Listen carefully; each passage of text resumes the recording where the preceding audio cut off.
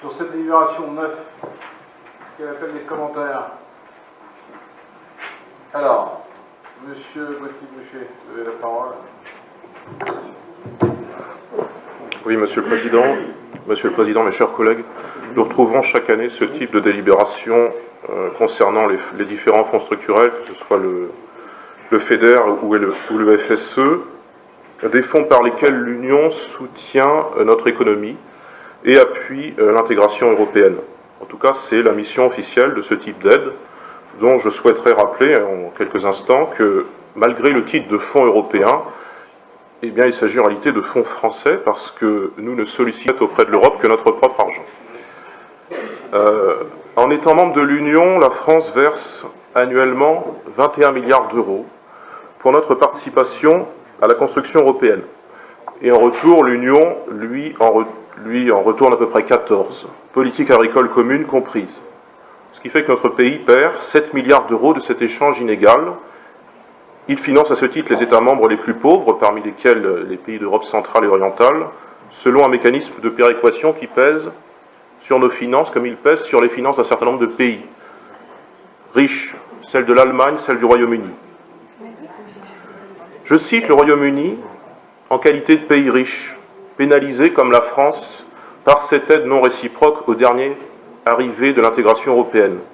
Et il me semble difficile de voter ou de débattre, j'espère qu'il y aura un minimum de débat, de ce qu'apportent les fonds européens à notre intercommunalité sans évoquer un instant l'actualité récente, immédiate de l'Union européenne.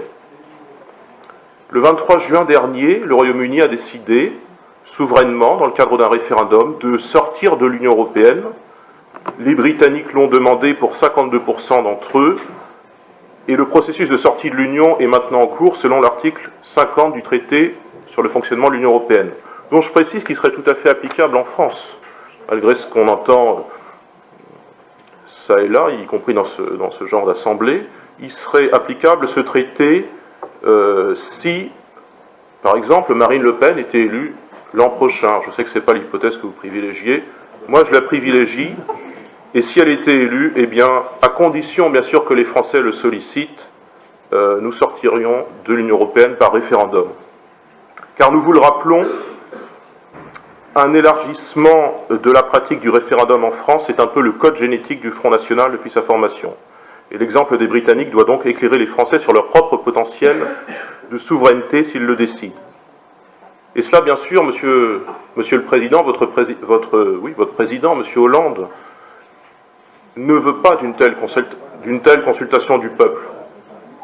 Il le réaffirmait encore le 25 juin au surlendemain du vote britannique, mais les Français peuvent passer outre en votant pour la seule candidate qui leur garantit à l'avance l'application d'un référendum sur la sortie de la France de l'Union européenne. Et en l'attente de pouvoir mieux faire, de changer de politique, nous, Français, nous, élus locaux, même si nous contestons la forme actuelle prise par l'intégration européenne, eh bien nous devons, je pense, péniblement, en tout cas pour ceux qui contestent l'intégration européenne, nous devons péniblement, sans entrain, mais avec la conscience de notre devoir, accepter ces fonds européens. Parce qu'il s'agit, comme je le rappelais l'an dernier, puisque l'an dernier on avait évoqué cette question en séance du 30 juin, il s'agit finalement de quémander un argent appartenant en réalité à la France, à ses bâtisseurs, à ses travailleurs, en fait l'argent de nos contribuables tout simplement. Monsieur le Président, mes chers collègues, je vous remercie pour votre attention. Merci, monsieur.